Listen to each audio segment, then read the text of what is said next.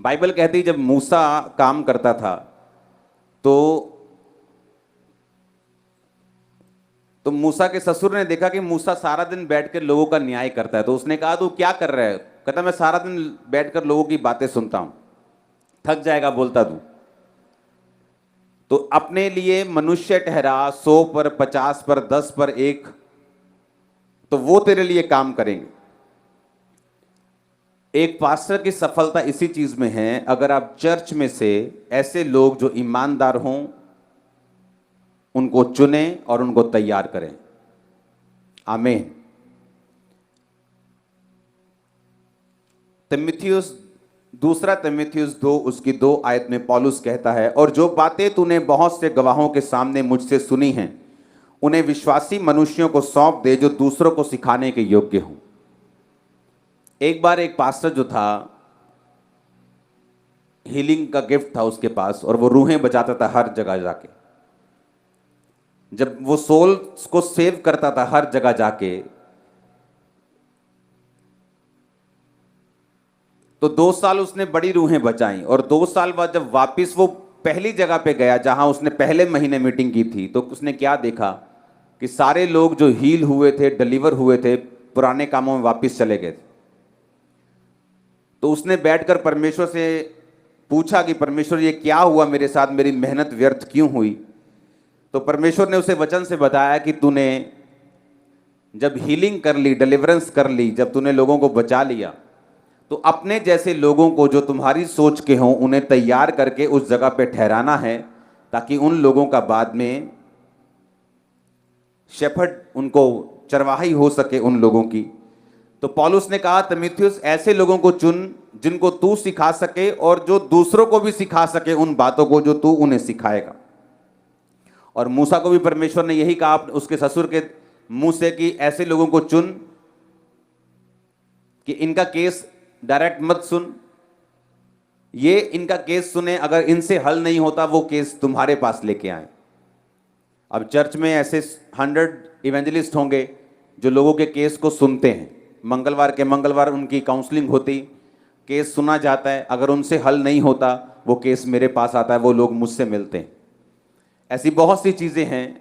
आपको सेवकाई में अगर ग्रोथ चाहिए, आपको लोग खड़े करने पड़ेंगे, उनको अपने जैसा बनाना पड़ेगा। और एलीशा एलिया का मसा तो पा सका, लेकिन गेहजी जो था वो एलीशा का मसा नहीं पा सका। अब प्रॉब्लम कहाँ है? अगर आप इस दुनिया के इवेंजलिस्ट की बात करें, इस दुनिया के जो जिन्होंने देशों को बदल दिया, जिन्होंने कॉन्टिनेंट्स को, जिसने अफ्रीका को बदल दिया, आप रीनेट बॉन्के की बात करें, आप और इवेंजलिस्ट लोगों की बात करें, आप कुट्टी की बात, बहुत सारे ऐसे अपोस्टल्स हैं, ऐसे इवेंजलिस्ट हैं जिन्होंने कॉन्टिनेंट्स को चेंज कर दिया, जिन्होंने देशों को बदल दिया। आप उनके अगर कपड़े देखेंगे तो जस्ट कोई कुर्ते पजामे में जा रहा है, कोई जस्ट एक शर्ट डाली है, एक ग्रे कलर की, नीचे पिंक कलर की पैंट है और जस्ट बेल्ट लगाई है और वो जा रहे हैं।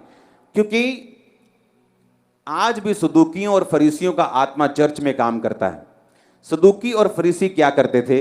सदूकी और फरीसी, अगर आप फोटो देखें सदूकी फरीसियों की, फोटोज दिखाओ सदूकियों और फरीसियों की, तो ये सदूकी है, फरीसी है, आपके स्क्रीन की लेफ्ट और राइट पे ये सदूकी है।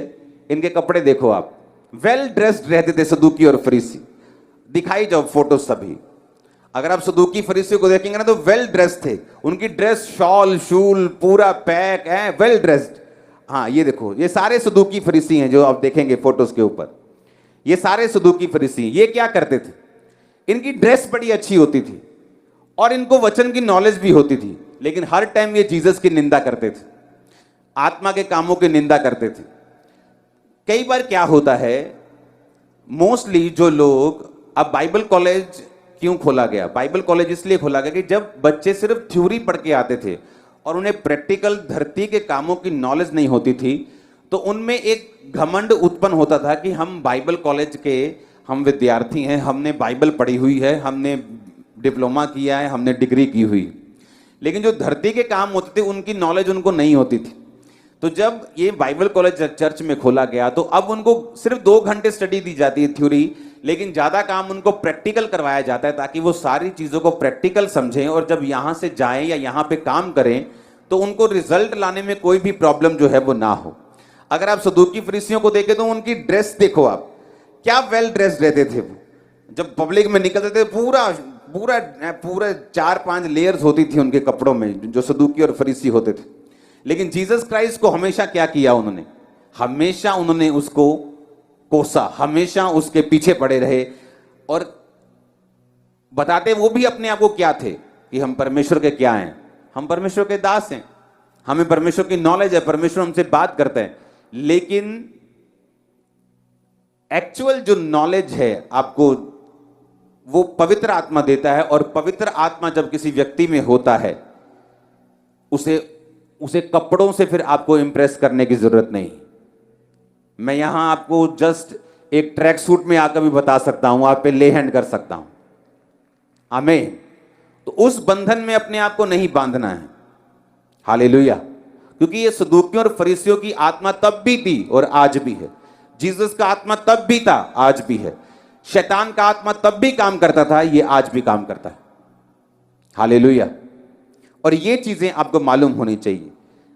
एक जना अपने घर के पास अपने दोस्त को बुलाता है, उसका दोस्त जब आता है और क्या देखता है कि एक व्यक्ति जो है वो नदी में मछलियां पकड़ रहा है, और अपने दोस्त के घर गया, वापिस आया अपने दोस्त के साथ शाम को घूमने के लिए।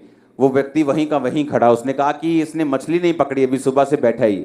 उसने कहा इसको मालूम नहीं यहाँ की मछली को क्या चाहिए, यहाँ की मछली मक्की बहुत पसंद करती है। वो अंदर से मक्की लेके आया, रोड में डाली, मक्की अंदर मछली बाहर। तो उसने कहा कि आपको मालूम होना चाहिए कि जो रूहें हैं वो किस तरह से पकड़नी है। इसलिए यीशु मसीह ने कहा था कि मैं तुम्हें मनुष्यों का पकड़ने वाला बनाऊंगा। आमीन। मैं तुम्हें मनुष्यों का मछुआरा बनाऊंगा, मैं तुम्हें बताऊंगा मनुष्यों को किस तरह से पकड़ना है।